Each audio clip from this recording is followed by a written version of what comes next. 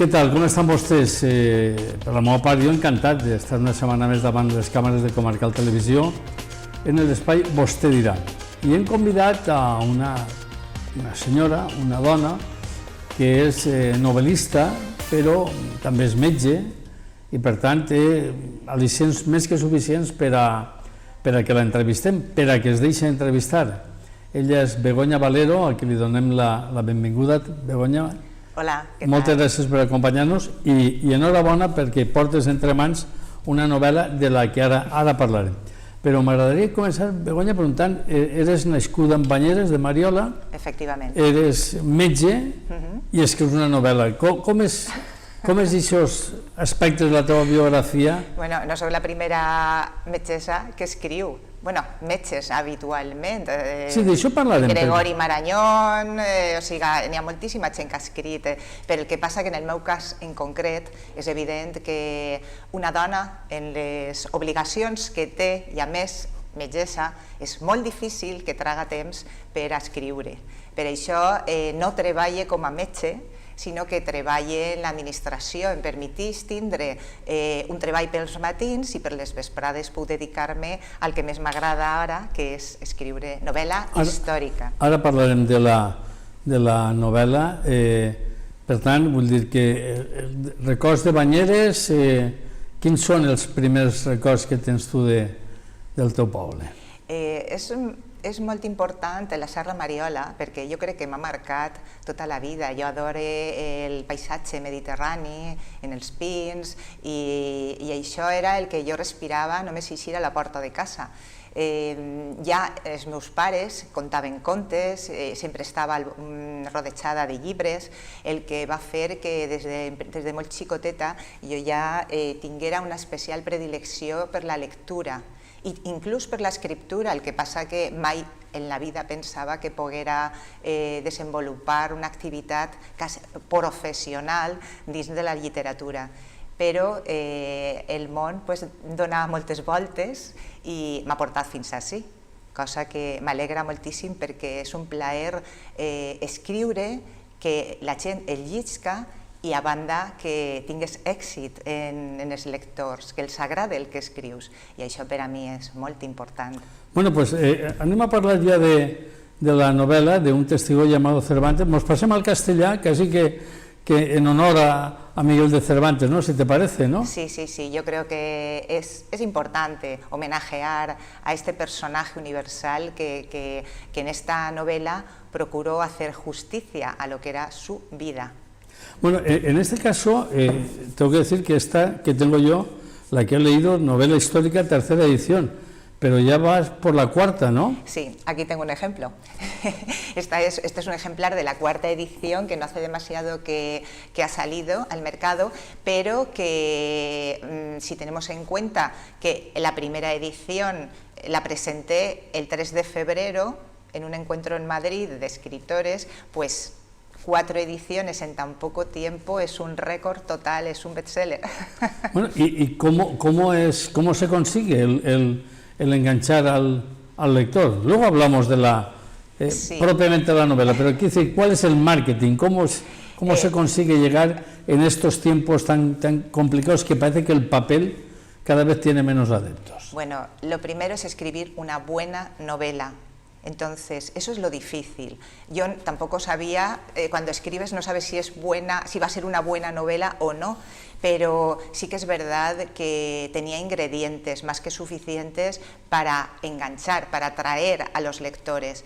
Primero, y sobre todo ya en Valencia, prácticamente debería de leerlo todo el mundo, porque es una historia preciosa, donde nos encontramos a un Cervantes joven, valiente, desafiante, que acaba de ser rescatado de Argel, que estuvo cautivo 5 años y de repente llega a Valencia y tiene que declarar en un juicio por un asunto criminal por la muerte de un pescador. Y recorremos esa Valencia del siglo XVI de la mano de Cervantes. Entonces es algo precioso. Incluso vamos a asistir a ese juicio con los personajes reales que participaron en él, porque esto surge estoy hablando de hechos reales de la vida de Cervantes, no de una historia inventada. Es evidente que es como un puzzle en el que le faltan piezas y el escritor, el buen escritor, tiene que rellenar esos fragmentos que faltan de la historia. Sí, tú haces que intervengan personajes de ficción, que aparezca Tonet, sí. Entre otros muchos, ¿no? Sí. Pero que es uno de los personajes, digamos, claves, ¿no? en la novela, aparte de que el propio desarrollo de los aspectos históricos, ¿no? Sí, de hecho hay alrededor de 100 personajes en la novela y 70 son reales y 30 de ficción, es decir, que realmente me he estado documentando a fondo sobre la vida y las actuaciones de estos personajes durante ese periodo con la finalidad de ofrecer una imagen lo más próxima posible a la realidad de lo que ocurrió en el caso que cuento, tanto en el caso de Valencia, en el asesinato, en el juicio del asesinato del pescador, como lo que ocurrió durante los 5 años de cautiverio de Cervantes en Argel. En este caso, ¿cómo fue descubrir estos aspectos de la vida de Miguel de Cervantes? Bueno, pues todo surge a raíz de un investigador valenciano que encontró la firma más antigua de Cervantes en el papel original en el archivo del Reino de Valencia. Y esa firma estaba plasmada en la declaración de Cervantes en el juicio al que me refiero. Entonces, claro, a partir de ahí, para cualquier escritor ya surge como una curiosidad. Y había que saber si detrás si había una historia detrás de esa firma. Y sí, de la declaración, ¿no? Exacto, de la declaración de Cervantes, porque ¿por qué declaró Cervantes? Eso es totalmente nuevo porque se descubre en 2016. Nadie sabía nada de esta historia hasta ese momento. Entonces, gracias a las declaraciones de los testigos que se mantienen en un juicio que no sé si tiene cerca de 400 folios y está recogido en el archivo del Reino de Valencia, pude reconstruir todos los aspectos de la historia, basándome, como digo... O sea, que ya el juicio era ya casi como uno de los de hoy en día, largos, complicados y sin los medios actuales. Eso era lo más parecido a lo que actualmente se realiza, porque lo que es totalmente la composición y la forma de desarrollarse no tenía absolutamente nada que ver. Porque en aquel momento el mayor representante de la justicia criminal era el que se llamaba justicia criminal, era como un juez que tenía la autoridad suprema sobre la decisión de los asuntos judiciales. Lo que ocurre que en lugar de tener como ahora el abogado, el fiscal y tal, en aquel momento solamente existía un asistente letrado que era como si dijéramos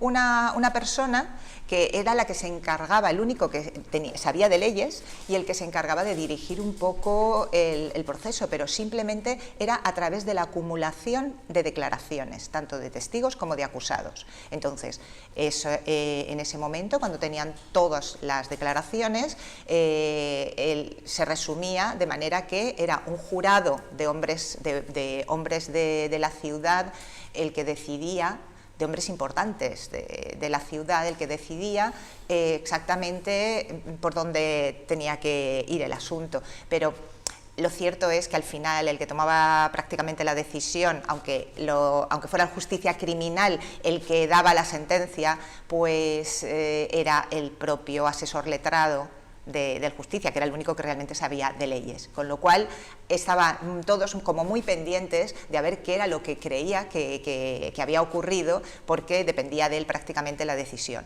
Entonces, todo esto se va trabajando en una novela en la que encontramos pues un caso, una denuncia, o sea, una serie de situaciones que se van a ir desarrollando a lo largo de la parte correspondiente a la historia de Valencia, y que nos va a llevar, por supuesto, a la resolución del caso, pero que no diremos cuál es, porque eso ya forma parte de la novela y es el misterio. ¿Y cómo fue encontrarte con este caso tan llamativo, ¿no? tan atractivo, ¿no? Sí, pues ya digo que fue a través precisamente de la firma de Cervantes. Empecé a indagar, a buscar, a documentarme y cada vez tenía mucho más interés en lo que iba encontrando. Los personajes para mí iban cobrando vida. Era como resucitar a gentes que habían existido, que nadie las conocía, que habían desaparecido de este mundo y que sin embargo siglos después podía plasmarlos en mi novela. Podía hacerlos revivir y creo que eso es lo más bonito porque el lector, y eso creo que es una de las causas de éxito de la novela, y es que el lector realmente vive con los personajes, los siente vivos, siente que están sufriendo, que están pasando por una situación muy dura, hay unos culpables, bueno, no, ya digo, no quiero contar nada. No, pero es verdad que hay una relación muy... Sí. Se establece una relación muy directa, ¿no? Te sientes casi que estás en medio del siglo XVI, ¿no? Y viviendo en esa Valencia tan complicada por otra parte, ¿no? Sí, lo que ocurre es que también no solamente es por el tema del juicio, sino por la llegada de Cervantes a Valencia, cómo se vivía en Valencia. Se hace referencia, por ejemplo, porque me llamó muchísimo la atención también, la pobla de les fembres pecadrius, que era la pobla de las mujeres pecadoras, o sea, el burdel más importante de Europa existía en el siglo XVI, en el siglo XV en Valencia, porque Valencia, el reino de Valencia en el siglo XV era lo más, entonces tenía pues el mejor burdel de Europa. En aquel momento había como 300 mujeres. Era una zona de Valencia totalmente amurallada para impedir que entrara la gente, ya no para que salieran, que podían, aunque tenían que pedir permiso para salir, tenía una serie de circunstancias muy curiosas dentro del burdel y todo eso se ve en la novela. Pero en el momento, en el siglo XVI, quedaban como unas 150 mujeres en el burdel, todavía era muy importante, tenía una fama, ya digo, a nivel mundial, en aquel momento a nivel europeo, que era lo que se conocía, y podemos ver precisamente a través de personajes que pueden ser reales o de ficción, cómo funcionaba todo aquel engranaje, ¿no?, dentro de la ciudad de Valencia. Y también pues, es evidente que, por ejemplo, la lonja, ese maravilloso edificio civil gótico que tenemos en Valencia, pues es el centro neurálgico de las transacciones de los mercaderes. Entonces ahí vamos a ver también una confrontación entre mercaderes, pescadores y todo ello relacionado con el juicio. Entonces creo que es una forma muy atractiva de pasearse por Valencia en esa plaza del mercado donde se ajusticiaba. Y tendremos oportunidad en la novela de ver precisamente a Justicia. Sí, la plaza donde el cadalso, ¿no?, donde estaban allí. Entonces, todo eso, si es bonito porque participa Cervantes, todavía es más bonito porque es Valencia y tenemos que tener, pues, podemos pasearnos por esa Valencia y disfrutarla, porque ya digo, es la gran desconocida, no tiene nada que ver con lo que existe actualmente, ni siquiera, por ejemplo, la Albufera estaba tan lejos de Valencia, estaba a las puertas de Valencia prácticamente, entonces todas esas modificaciones... Sí, porque Valencia ha crecido y la Albufera se ha retirado un poco, ¿no? No, porque además se desecó, solo tenemos que ver pues las obras de Blasco Ibáñez, claro, para ver cómo se iba desecando parte de la Albufera para cultivar el arroz, entonces no es lo mismo, se ha ido retrasando, entonces cuando en la novela se lee lo relacionado con la Albufera, está prácticamente en las puertas de Valencia, la Albufera, entonces por eso podemos ver también situaciones de cómo vivían los labradores en esa época y ver las consecuencias sociales, políticas, económicas del momento para ver ese funcionamiento de la Valencia del siglo XVI. Para los que somos de tierra adentro, el hecho de pensar en una rata es algo que nos crea una repelús, ¿no? Y sin embargo la rata del arrozal, de la Albufera, pues que era un manjar y que era además un alimento básico en muchos momentos. Sí, y además, ¿no?, muy cotizado, porque, por ejemplo, no sé, hay gente que no le apetece comer caracoles, les da muchísimo asco, y lo entiendo, a mí me encantan, pero lo mismo ocurre con las ratas. Yo no me comería ninguna rata, pero sin embargo en aquel momento era una carne blanca que solo se alimentaba de ranas, de cosas que no perjudicaban, con lo cual era una carne muy sana. Y la gente pues se cotizaba muchísimo, incluso se vendía en los mercados. Hasta Blasco Ibáñez hace una referencia a este hecho. Y claro, en ese momento pues la novela arranca, pues como es previsible, con un cadáver y con una rata. Entonces... Sí, que aparece allí está claro. Y Begoña, te metes ya en la novela. Escribirla tiene que ser un trabajo largo, escribir, corregir, volver. Estamos hablando de más de 600 páginas de la novela, ¿no? Que alguno le podrá tirar de espalda, ¿no? Pero no hay que asustarse por el número de páginas. En absoluto, porque yo creo que lo único que hay que hacer es empezar a leer el primer capítulo, porque luego ya no se puede parar. No, eso es verdad, lo digo por experiencia propia. Te engancha la novela. Sí, porque además, como tiene dos historias, porque también tenemos que hablar de la de Argel, porque es una historia apasionante de Cervantes, pues lo que he hecho ha sido intercalar ambas historias, de manera que el lector empieza con un primer capítulo en Valencia, luego otro en Argel, y más o menos voy alternando las historias, de manera que cuando uno termina el primer capítulo desea seguir sabiendo qué es lo que va a ocurrir en esa historia, entonces lo traslado a Argel. Cuando está enganchado y termina el capítulo y quiere saber cómo sigue Argel, entonces lo paso a Valencia, y así voy un poco cabreando al personal. Pero claro, eso es lo que genera ese interés porque no decaiga la novela, que es lo que yo intento, que el lector esté en cada capítulo ansioso de continuar. Y de hecho tengo incluso algunos lectores que me han maldecido sus parejas porque me dicen que no apagaban la luz. Estamos pendientes de la novela que de que no apagaban la luz. Esa es un buen reproche, ¿no? Que todos los reproches. Bueno, pero aparte la novela está premiada, entonces cuéntanos un poco cómo te has sentido. Bueno, es un orgullo para mí, que ya digo, en tan poco tiempo, prácticamente estemos en la 4ª edición, y que además la novela ya ha obtenido, porque es el premio Odilo 2024 a la mejor autora de novela histórica por un testigo llamado Cervantes, que otorga la 25 Semana de Novela Histórica de Cartagena.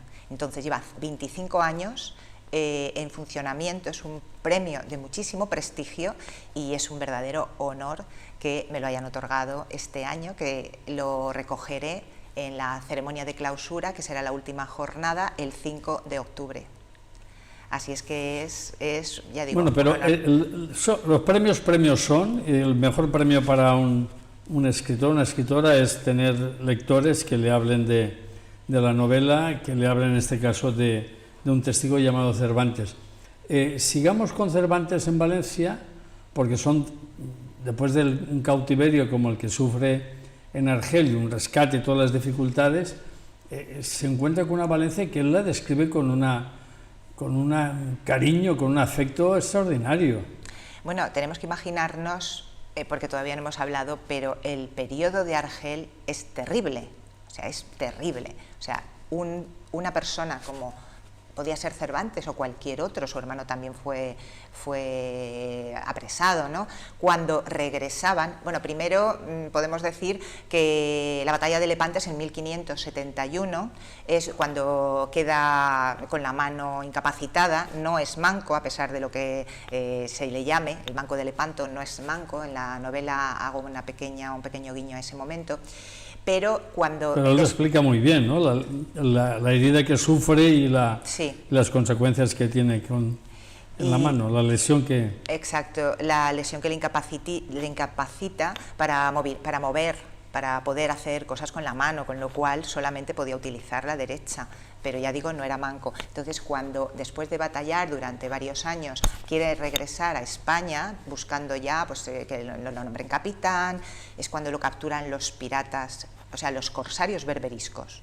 Entonces se lo llevan a Argel cautivo y es cuando piden un rescate por él. Además, ya casi cuando está ya muy cerca Sí, muy cerca de las costas de Cataluña. También es que es verdad que los berberiscos han estado asaltando las costas valencianas durante sí, sí. muchísimo tiempo, ¿no? Y el problema, como explico en la novela, es que no solamente llegaban, o sea, no solamente apresaban a los barcos en el Mediterráneo, sino que hacían razias, o sea, penetraban dentro de las costas de España, bueno, en realidad del Mediterráneo, pero sobre todo la costa valenciana fue muy castigada, se introducían y capturaban, no solamente para llevárselos como esclavos, no solamente a hombres, sino a niños, que eran los que más les interesaban porque podían convertirlos en genízaros, que era el cuerpo de élite del Imperio Otomano. Entonces nos encontramos con lo que es un enfrentamiento o dos mundos totalmente distintos, como es el Imperio Español y el Imperio Otomano, que no tienen absolutamente nada que ver, que son enemigos acérrimos, pero que sin embargo a la hora de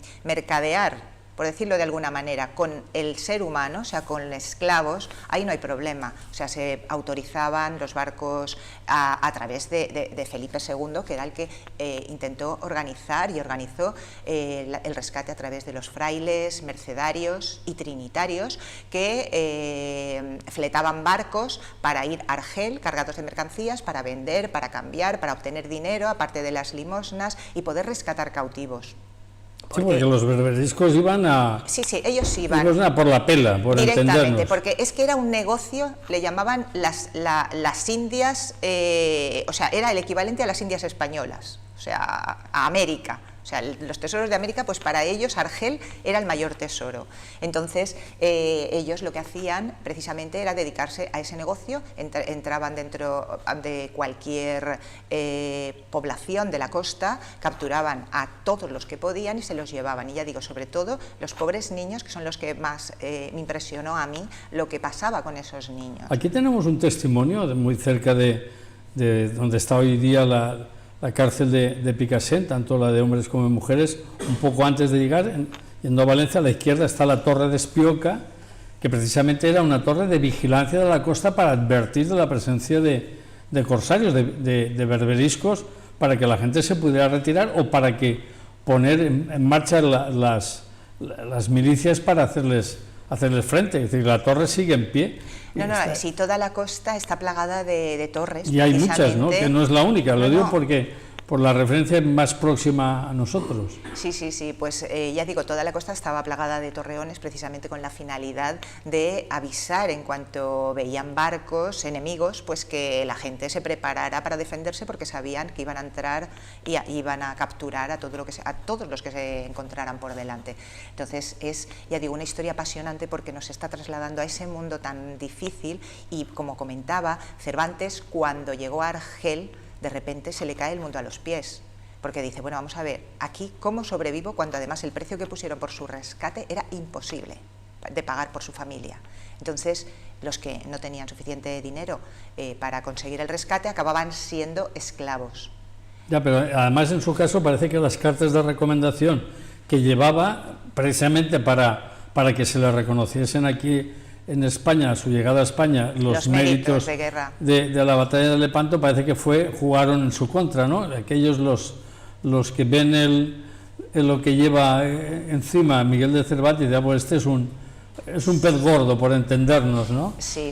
Y todavía le suben el precio. Claro, por eso estaba desesperado, de ahí los intentos de fuga constantes en Argel, porque él sabía que no podían pagar su rescate. Entonces es como una angustia vital. Sin embargo, demuestra constantemente su valentía, el valor, el honor, porque la forma de comportarse no me lo he inventado yo. O sea, para poder descubrir el carácter que pudo tener Cervantes, la forma de comportarse, era muy importante. Y eso me lo facilitaba las declaraciones de 12 testigos necesarias para el momento del rescate delante del notario, de los frailes trinitarios o mercedarios, que eran los que rescataban a los cautivos. Había que declarar que el cautivo se había portado bien, había sido un buen cristiano, porque en caso contrario, cuando llegaba a España, la Inquisición se encargaba de él. Entonces no podía haber no podía haber renunciado a la fe católica. Que era de alguna manera lo que pretendían también durante el cautiverio, ¿no? Es decir, hacer un proselitismo a las bravas. No, pero de todas formas, lo difícil era mantenerse duramente, o sea, mantenerse fiel a la fe católica, porque le daban muchísimas facilidades para cambiar.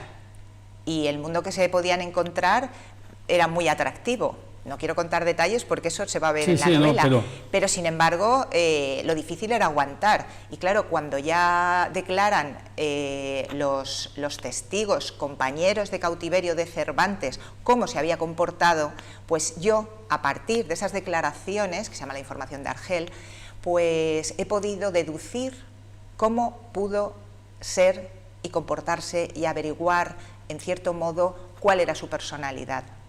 Porque era imposible, comportándose de esa manera, que fuera una mala persona, porque todo el mundo habla muy bien de él.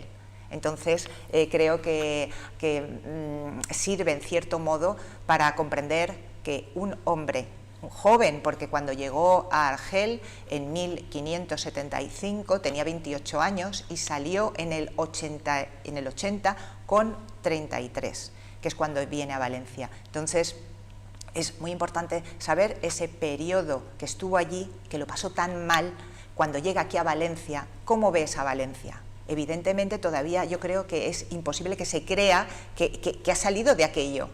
O sea, cualquiera podemos ponernos en su piel y decir, bueno, estoy de verdad libre, claro. Sí, después del cautiverio se encuentra con una ciudad que además te deslumbra, ¿no? Efectivamente, entonces ve las mujeres, ve todo lo que le rodea, incluso pues el corral de comedias, donde él quiere también escribir y que le representen, porque entonces el teatro era lo más importante. Ahora no es exactamente igual, porque entonces el que escribía prácticamente el que escribía novelas como El Quijote, eso fue una excepción en cierto modo, el éxito que tuvo, ¿no? Pero a pesar de eso él tampoco se hizo rico, porque entre la piratería y toda la historia a él no le dieron excesivamente no le dio buen resultado. Podía haber tenido muchísimas ediciones, pero entonces en aquel momento pues se pagaba por un libro y ya está, y el impresor era el que se encargaba de todo. Begoña, en el caso has estado investigando en el Archivo del Reino de Valencia, pero ahí has ido tirando de más hilos. El trabajo de investigación, ¿cuánto tiempo te llevó? Bueno, normalmente un libro de estas características necesito ¿Y dónde? Sobre todo, ¿y dónde más? ¿En qué otras fuentes has ido a beber? Sí, pues en principio sobre 3 o 4 años es el tiempo mínimo para escribir una novela, sí. Segundo, encontrar la historia es lo más difícil, porque encontrar una buena historia que contar, eso es un milagro, y en este caso pues ha sido estupendo, ¿no? Porque es algo novedoso que nadie había plasmado hasta ahora en una novela. Y sobre todo porque el personaje es Cervantes, pero al mismo tiempo, además de la documentación encontrada en el juicio, es evidente que yo he tenido que documentarme de todo lo que ocurría en Valencia en la Valencia del siglo XVI, y esa Valencia no es fácil de saberlo todo, tienes que ir buscando en cada una de las, por ejemplo, no sé, pues el Hospital General, que era entonces el de los locos, que fue el primero que se creó en toda Europa, pero 2 siglos atrás, pues me apetecía pues saber un poco, contar un poco esa historia con una pequeña referencia, y entonces pues tienes que introducirte y buscar en la biblioteca, en la Nau, por ejemplo, pues hicieron una exposición y pude documentarme, e incluso lo más importante, pues ya digo, eso en cada uno de los momentos, porque por ejemplo también hago un guiño al Tribunal de las Aguas, porque representa, ¿no? Es un tribunal muy especial, además de ser patrimonio inmaterial de la humanidad, pues tiene tantos siglos de existencia que ni siquiera hay escritos de sus inicios, porque todo era de transmisión oral. Todo es verbal, ¿no? Son juicios verbales que además no quedaban registrados hasta hace no sé, pocos años, o sea, 100 años, no sé exactamente, y claro, pues toda esa documentación, antes de plasmarla en la novela, yo la reviso muy bien para evitar cometer irregularidades, incluso hay aclaraciones, muy poquitas, a pie de página, para que sepan que realmente era así o no era así, o cómo funcionaba.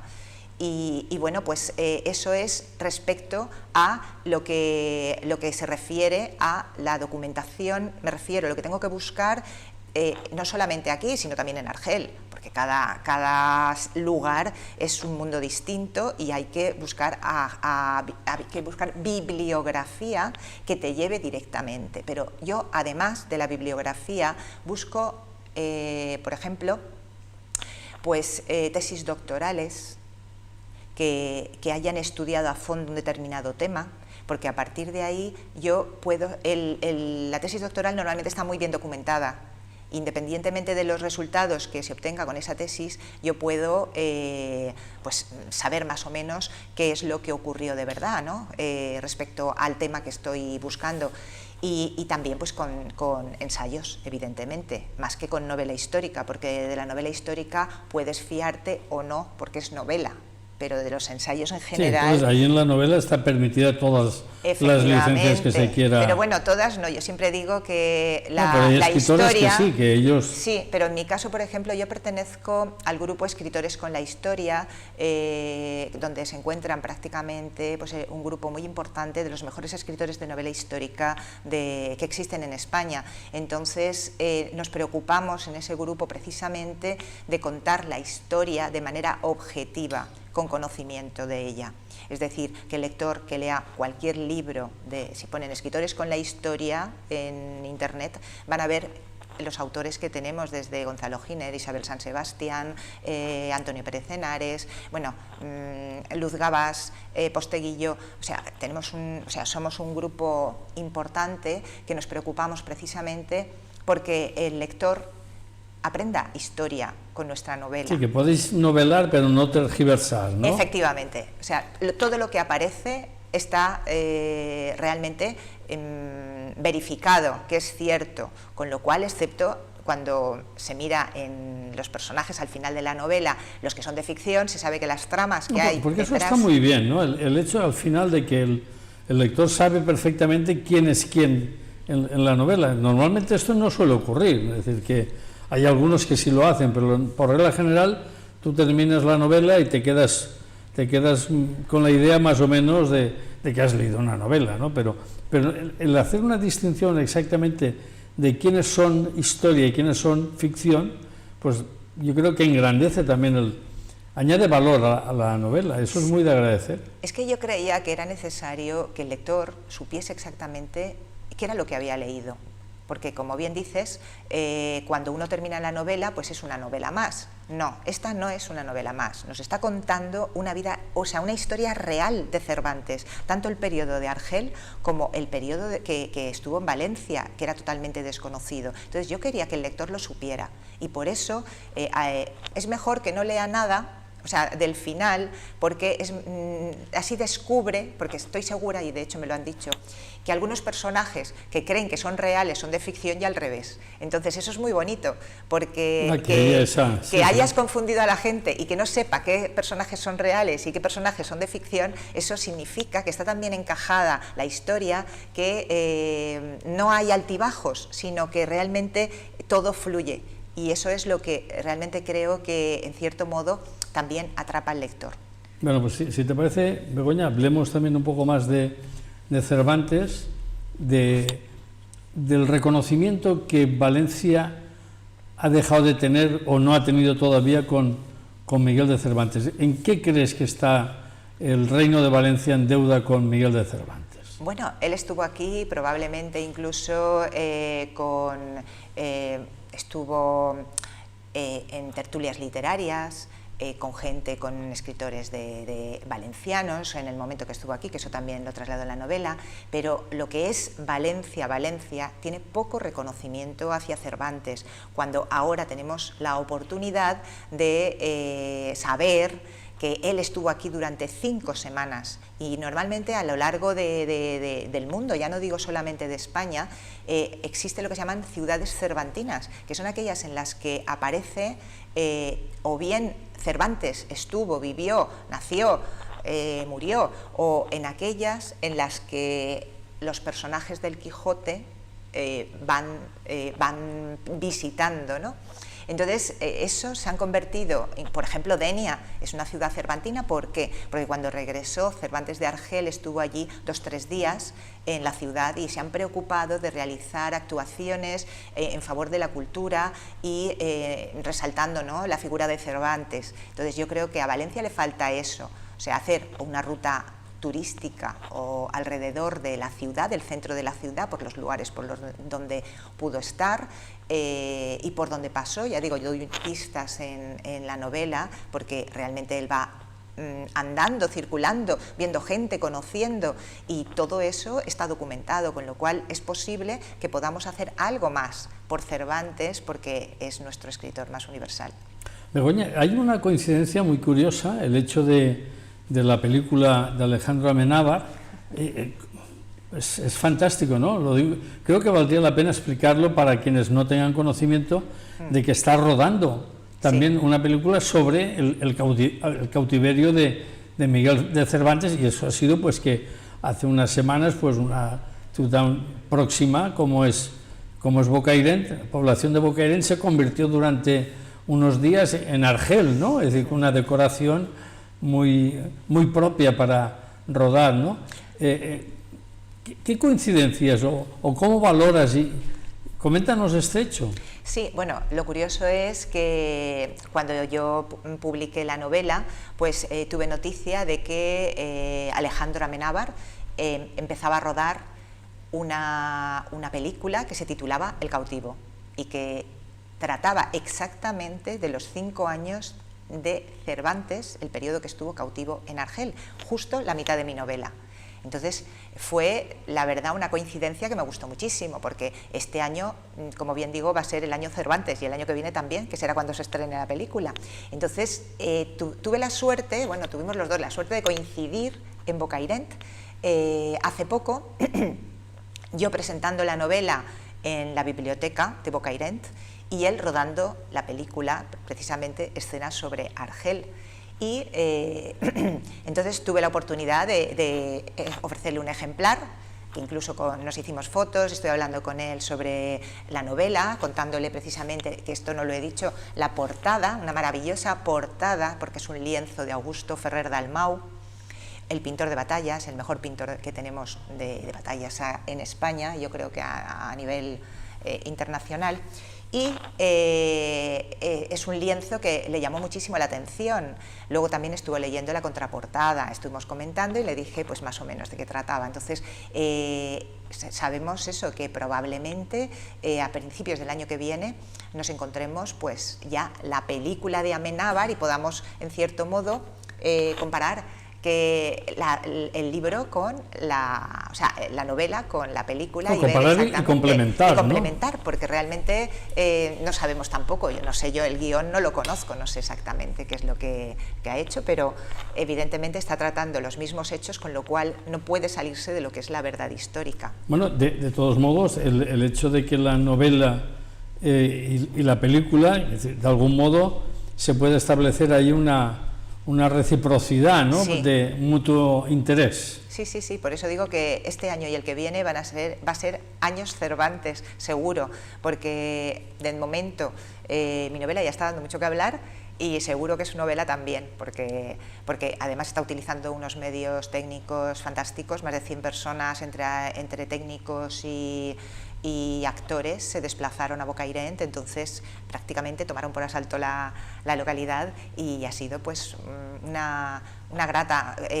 grato encuentro, ¿no? Que quedó plasmado también en la revista Hola, con una entrevista que me hicieron. Y además de Bocairent ha estado también en Anna, ¿no? En otra... Sí, ha recorrido varios lugares, ¿no? Amenábar ha recorrido varios lugares de la comunidad porque son puntos estratégicos en Alicante y luego el resto también en la Ciudad de la Luz, que es donde ha acabado, me imagino, de rodar. Todavía no sé exactamente en qué punto está, pero vamos, que le debe de quedar muy poco para terminar el rodaje. Bueno, tendremos que estar también atentos a ver esa película. Begoña, no sé si entre tus planes como escritora, ¿cuáles son los próximos? ¿Qué tienes previsto? ¿Qué tienes en mente? O si ya has empezado a escribir alguna cosa en concreto que nos puedas adelantar? La verdad es que no puedo dejar de escribir. Entonces es evidente que ya llevo entre manos otra idea que va rondando y que estoy en ello.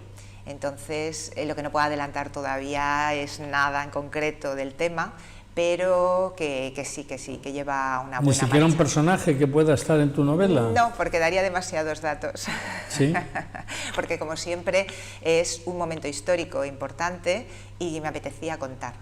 Entonces, pues tendremos que esperar un poquito para saber algo más cuando ya tenga más centrada la historia y tenga un poquito. Bueno, pues Solo me gustaría comentar una cosa, y es que la novela he decidido que sea la editorial Sargantana, el grupo editorial más importante de la Comunidad Valenciana, que tiene hasta 8 sellos editoriales, la que publicara mi novela, porque me parecía que yo, siendo valenciana, la historia valenciana merecía una editorial valenciana, y la verdad es que fue un acierto total, porque yo la anterior la tengo publicada en Grijalbo, de la Casa del Compás de Oro, pero esta yo creía que era más importante que fuera una editorial valenciana la que la moviera, porque estar en el lugar donde se desarrollan los hechos implica que también se implique más la editorial con la editorial con la tiene que estar promoción.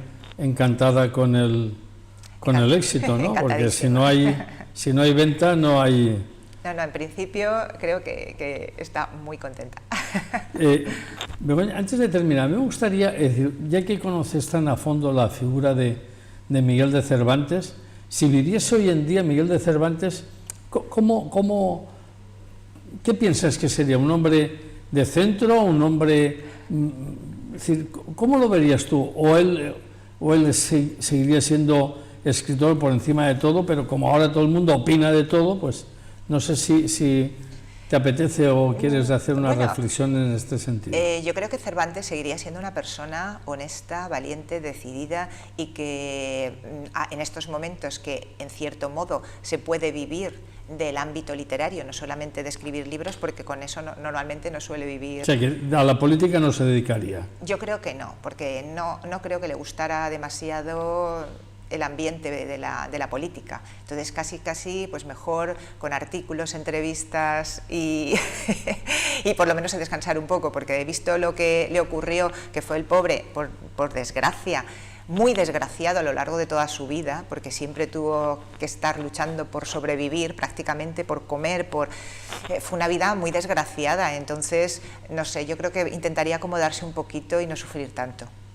Hay una cosa que a mí me llama la atención, el hecho de que te encuentras con muchos paisanos a los que les hablas del Quijote, que es la obra por excelencia de la literatura universal, y te dicen, no lo he leído, pero yo entiendo que eso te lo digan pues cuando se tienen 12 años, porque entonces es una barbaridad que a los 12 años te pongan delante el Quijote, pero cuando ya tienes 20 o cuando tienes 30 y no te sigue llamando la atención, sobre todo cuando la lees por primera vez, es impactante, ¿no? Es decir, es un dechado de sabiduría, de conocimientos, de reflexiones humanas.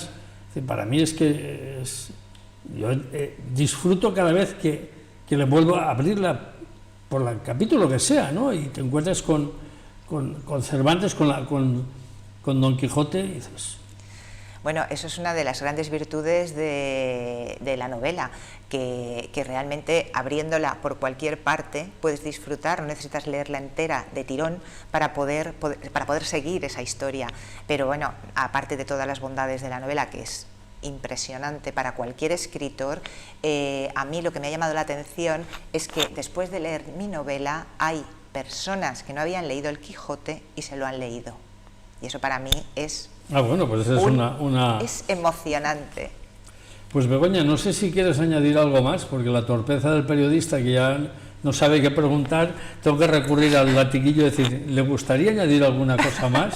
Bueno, pues sí, darte las gracias por haberme invitado a tu programa, porque ha sido un placer compartirlo contigo, con todos los espectadores, y bueno, moltes gràcies. Tenemos que emplazarnos porque, si no hay ningún inconveniente, si Dios quiere, en el mes de octubre presentamos la novela en Ontinyent, ¿no? Me Tenemos que encantaría. buscar la fecha y daremos cuenta también a través de Comarcal Televisión del momento en que se produzca esta... Aunque ya hemos hablado tanto que ya no sé ya si tenemos que presentar o ya que simplemente una firma de autógrafos, ¿no? En este caso. Siempre hay cosas que decir. Supongo que te habrás encontrado con alguna anécdota simpática, decir, de alguna dedicatoria de esas a veces que te encuentras. Bueno, sí. Por ejemplo, me encontré con Nacho Vidal, el bailarín, cuando estaba firmando ejemplares en el Corte Inglés de Nuevo Centro. Y la verdad es que fue muy curioso, ¿no? Porque al final acabamos con la foto y tal, él iba buscando un cuento para su sobrino y sin embargo al final acabó con mi novela, encantadísimo, haciéndose la foto, feliz. O sea que son todo cosas, detalles que a mí me hacen ilusión, porque el ver que se emociona todo el mundo con Cervantes, con mi novela, pues para mí bueno, no tengo palabras. Begoña Valero, enhorabuena por un testigo llamado Cervantes. Yo tengo la tercera, pero ya veo que vais por la cuarta edición, o sea que... Y espero que pronto, después del verano, salga la quinta por lo menos. Enhorabuena, porque además es una buena lectura para estos tiempos de verano y de invierno, de otoño, cualquier época del año. Pero ahora si se tiene algún tiempo más para dedicarlo a la lectura y olvidarse de la tele, pues... Y lo dice alguien que está diciéndolo desde la televisión, ¿no? Pero que de vez en cuando también es conveniente apagar la tele y ponerse a leer. Muchas gracias. Muchas gracias a ti. I com no, gràcies a tots vostès per haver-nos prestat la seva atenció una vegada més. I ja, si Déu vol, ja es torneu a veure en la pròxima temporada, així vostè dirà o on faci falta, el programa que la direcció de Comarcal Televisió estime pertinent. Per la nostra part serà un plaer poder compartir este temps amb tots vostès. Gràcies.